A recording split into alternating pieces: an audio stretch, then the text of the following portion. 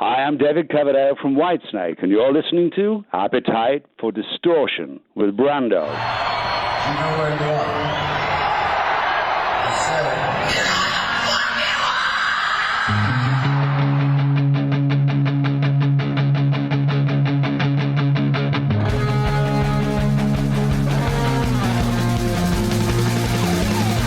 This is Appetite for Distortion.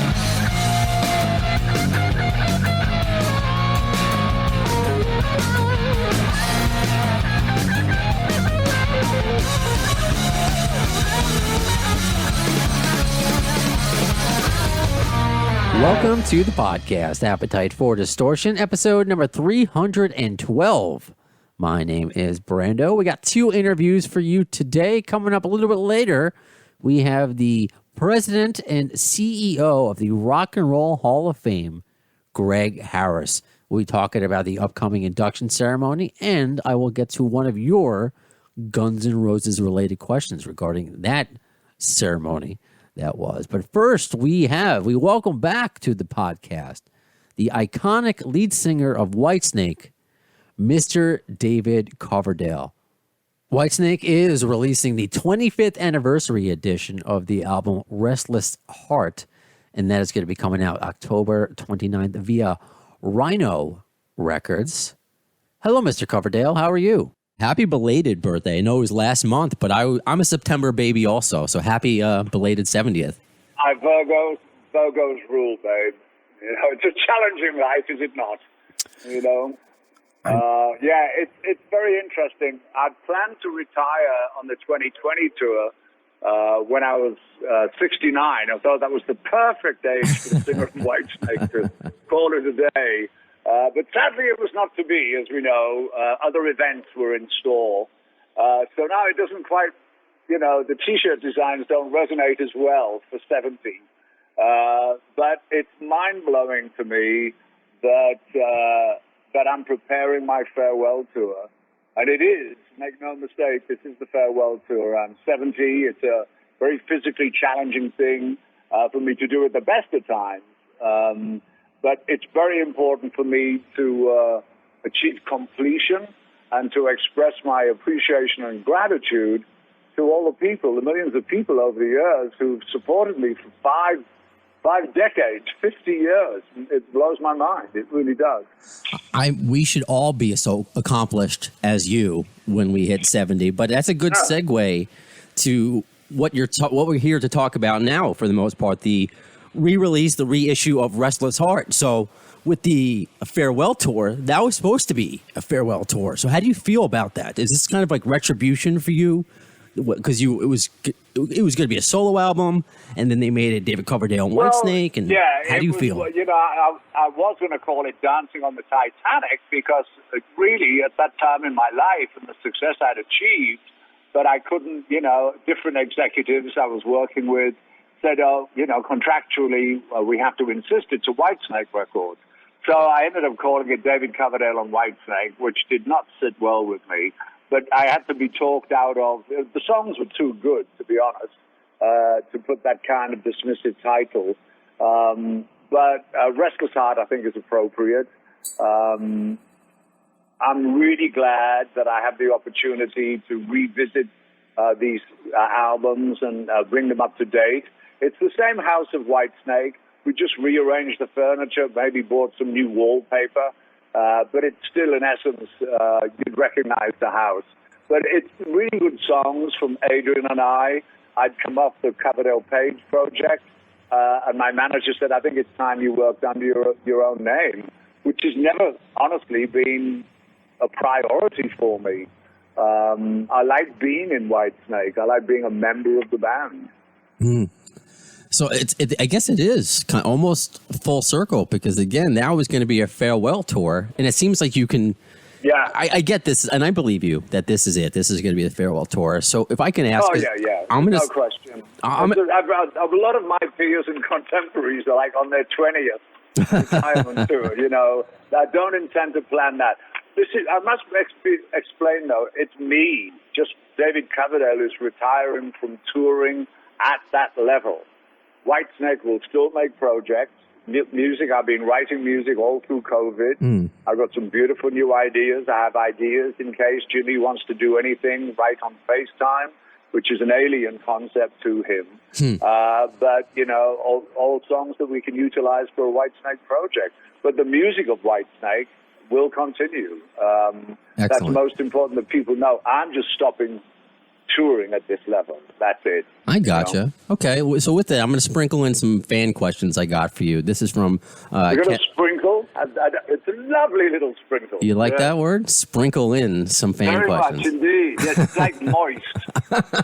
That's a good one, too. I don't know if these questions are moist, but I'll sprinkle them in. This is from... These are from... this is from Ken from Eastport, Long Island, New York. So I guess you kind of answered that a little bit, that Whitesnake is not retiring, but you're retiring at that level. But are you going to be active? Like, would you consider a solo album maybe with various guitarists, maybe like a Slash or Joe Perry? Well, you've got to look at, for instance, I've got a bunch of ideas for Whitesnake, so we may have another project there. I don't know. Without the pressure of having to go and tour. We have such a solid fan base. I think fans are going to buy the record with or without a tour. This is just emotionally for me to be able to go out there and do stuff. And also, you've got to remember, we've started this legacy series of box sets, similar to the 25th anniversary. We have, I think, the 35th anniversary of Slide It In, the 30th anniversary of the Whitesnake 87 album. We have a very special project planned to accompany the tour. We have another box set planned for this time next year. And then in 2023, we have the 30th anniversary of Coverdale Page and the 50th anniversary of rejoining Deep Purple. Wow. Mind-blowing. That is mind-blowing. So it's not like I'm retiring. Yeah, you're shifting. You're shifting, to use another interpretive word, I guess. Yeah, it's really having the time, and still, thankfully, physically and vocally, I still have the goods. As my wife reminds me, I was actually touring up to spring in 2020 before lockdown, and that's I was 68 years, and I was 60 years old, and still kicking ass. And of course, having an amazing band, an incredible, enthusiastic audience gives you that energizing aspect. It's just the traveling is challenging for me.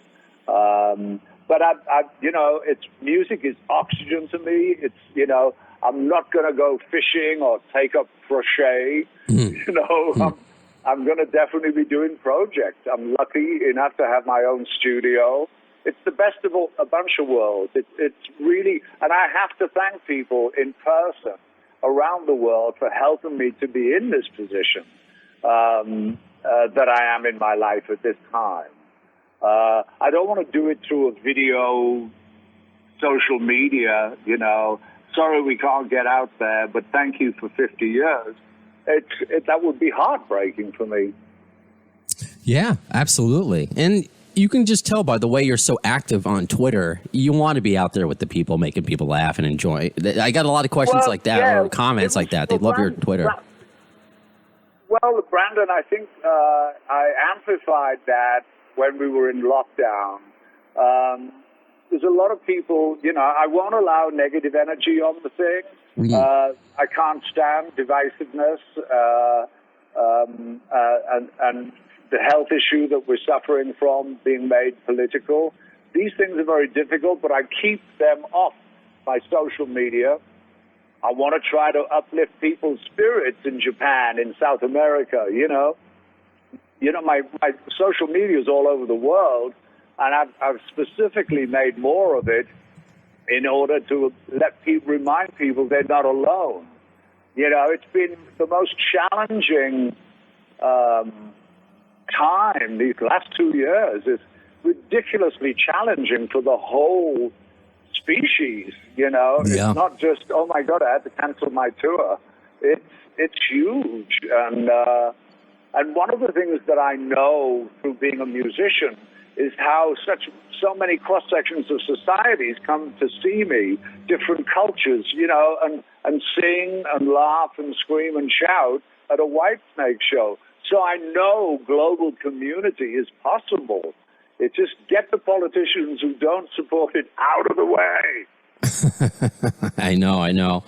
And I know I only have you here for a few more minutes, and that's why with all this stuff going on, I try to reminisce, and that's why you reissuing music and watching you perform, maybe not live, but your Robert Palmer-esque video, so you are out there. It brings us joy. That was great. That was actually, I used to know, I knew him as Alan Palmer for many, many years, a tragic end, but that was more the Supremes, dude. At first I said to I have to do a video for You're So Fine.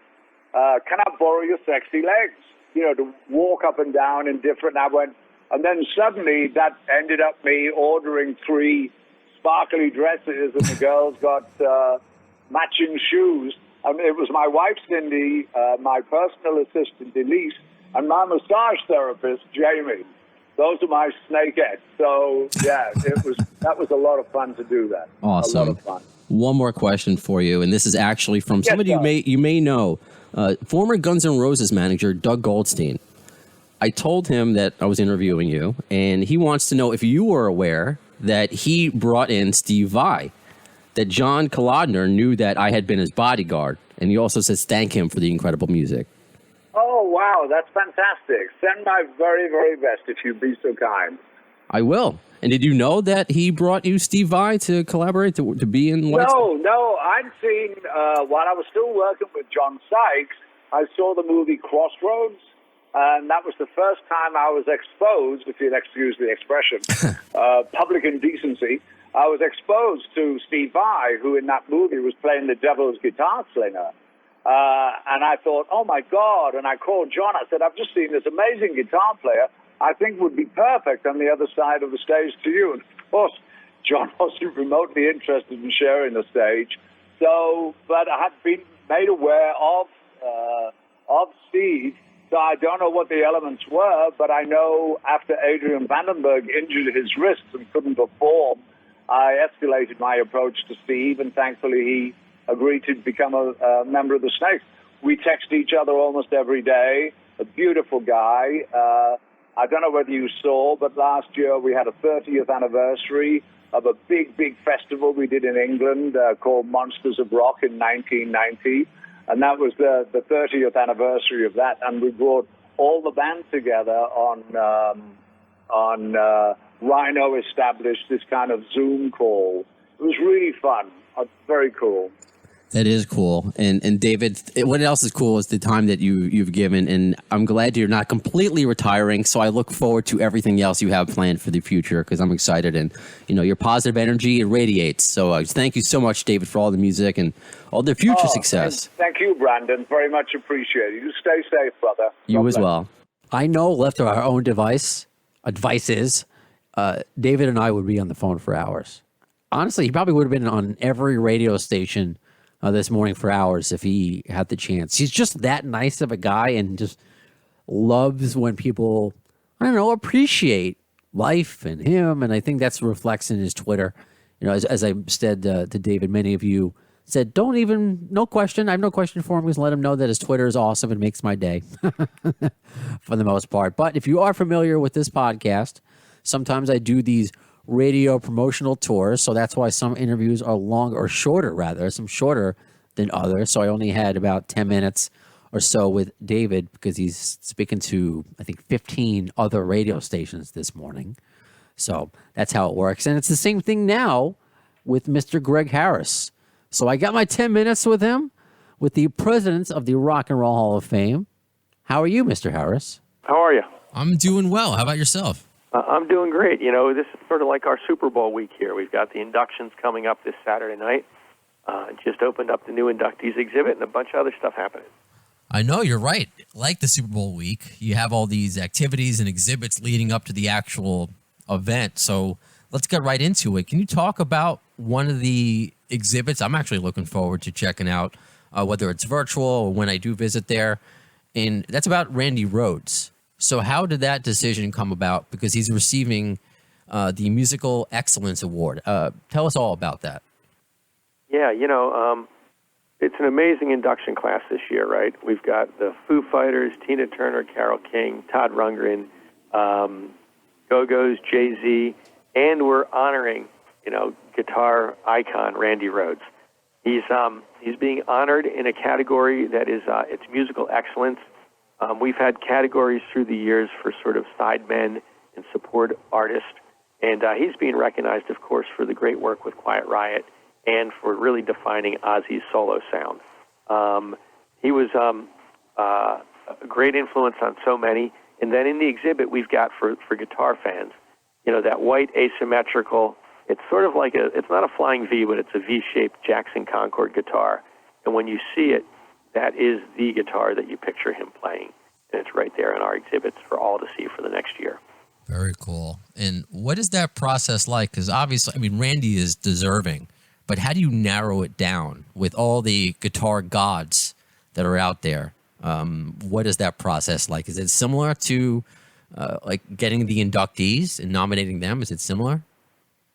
Yeah, it's similar. There's a committee with artists that help contribute their perspective, their thoughts. There's some historians.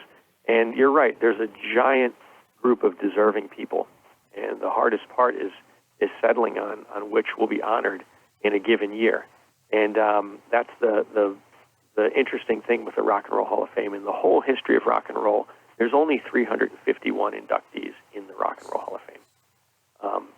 Every year the ballot comes out and you look at it and you're like, wow, there's 17 people and bands on this ballot, and all 17 of them could be in the Hall of Fame. They all deserve it. And the voting happens and you end up with a group of 5 or 6. And then the committees come together and they pick some artists like Randy Rhoads, like Clarence Avant, a great music executive, and they're honored in that way. Very cool. And something else I'm excited for, as somebody who grew up with first Nirvana and the Foo Fighters. The Foo Fighters, one of the best live shows that I've ever seen. So very happy to see them get in. How did Paul McCartney get selected to induct them? Because obviously Dave Grohl's worked with everybody. He had his choice, the pick of the litter. What made it Sir Paul? Well, I think, one, as you noted, they know each other and respect each other. And these pairings, sometimes it's an artist that maybe a younger artist that was influenced by the inductee. Other times it's an older artist that admires the inductee or has worked with them or knows their music in a way that makes it an appropriate fit. This is a magical one. The other great one this year is if you think about Carole King and all those great songs, You've Got a Friend and Natural Woman and those just sort of power, emotional songs. Taylor Swift was greatly influenced by Carole King, and so Taylor's going to come and induct Carole and then perform. Taylor will be performing as well as Jennifer Hudson. And it's those magical moments. You think about when Brian May inducted Def Leppard a couple years ago, and you learned that they had an ongoing relationship, ongoing respect, and you thought it's very appropriate for a band that Def Leppard admired and shaped them, and then an elder statesman of rock and roll like Brian May to be putting them in. It's similar to the Paul McCartney piece of this. And however it comes together, it's just magic, and it's going to be terrific on our stages this Saturday night. It's a great education in rock, past, current, future. That's why I do look forward to the Rock and Roll Hall of Fame each and every year. But if I know I only have you for a few more minutes, and I appreciate you going over time with me because you've been talking all morning, as you alluded to. This is your Super Bowl week. You're on Radio Row, so to speak. You mentioned Carole King, and the name of my podcast is Appetite for Distortion. So I kind of use the 6 degrees of what I call G&R Bacon, instead of Kevin Bacon, 6 degrees of separation, to Guns N' Roses. So Carole King has played with Slash. That's a nice one for me, 6 degrees. But of course, Guns N' Roses themselves were inducted in 2012. So if you don't mind, I would just like to ask you some questions on that night or your experience of that night. I do have some questions from listeners because I know at the time Axl Rose sent in a huge letter that why he wasn't going to attend. But I was curious, other than that letter, this is from Nick on Twitter, one of my listeners. Any direct dialogue other than the letter with Axl, or perhaps even Izzy, other than that letter?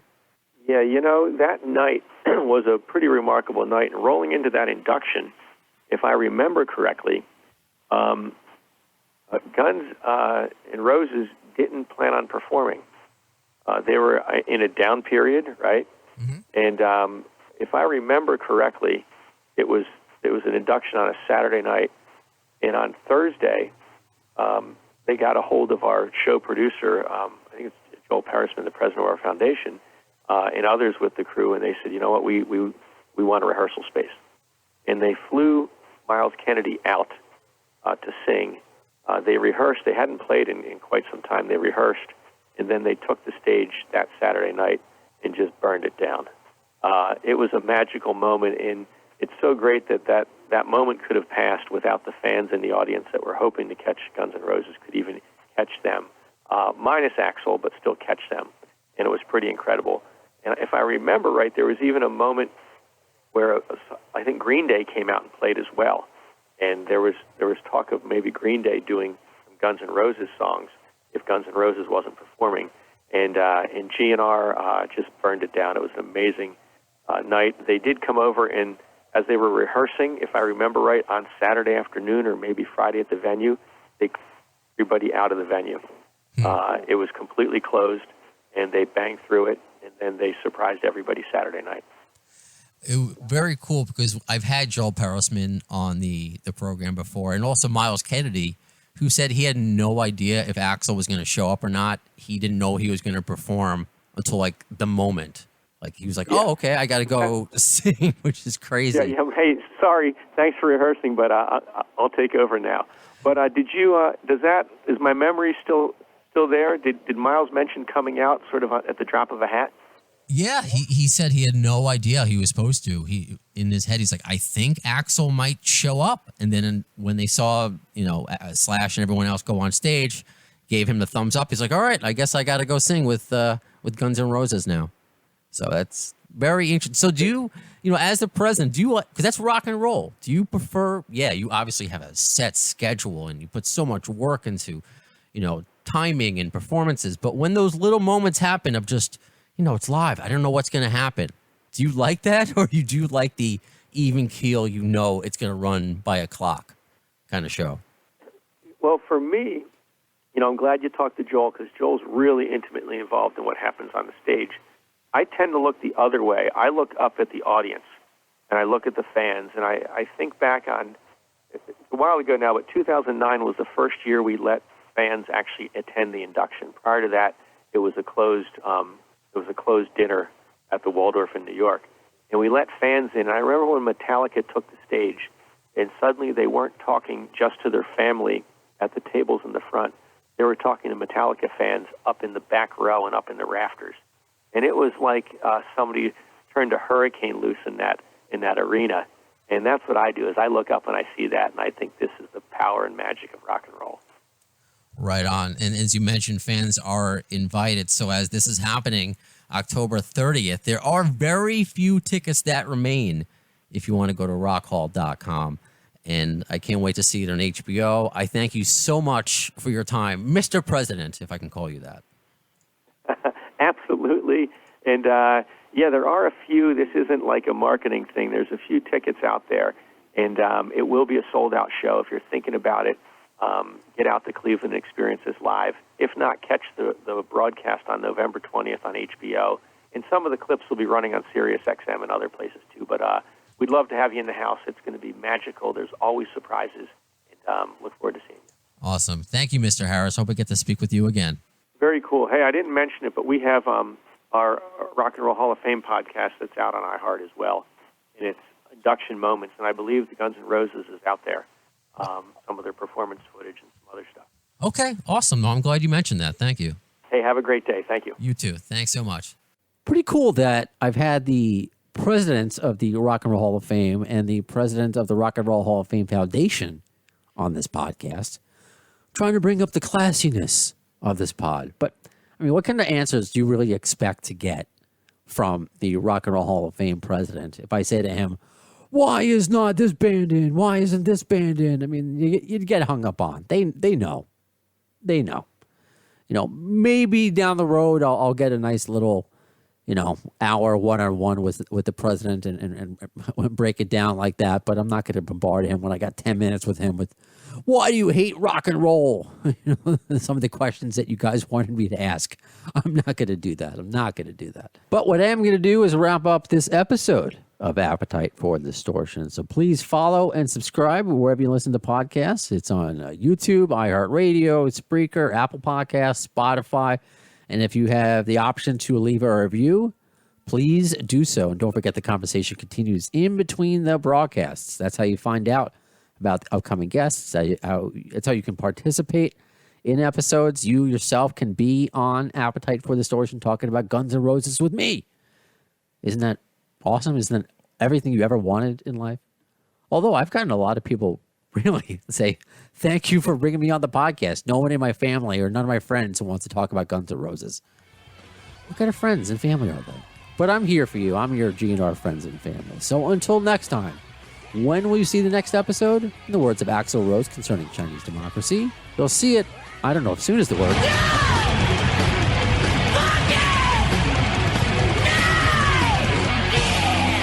Thanks to the lame ass security, I'm going home.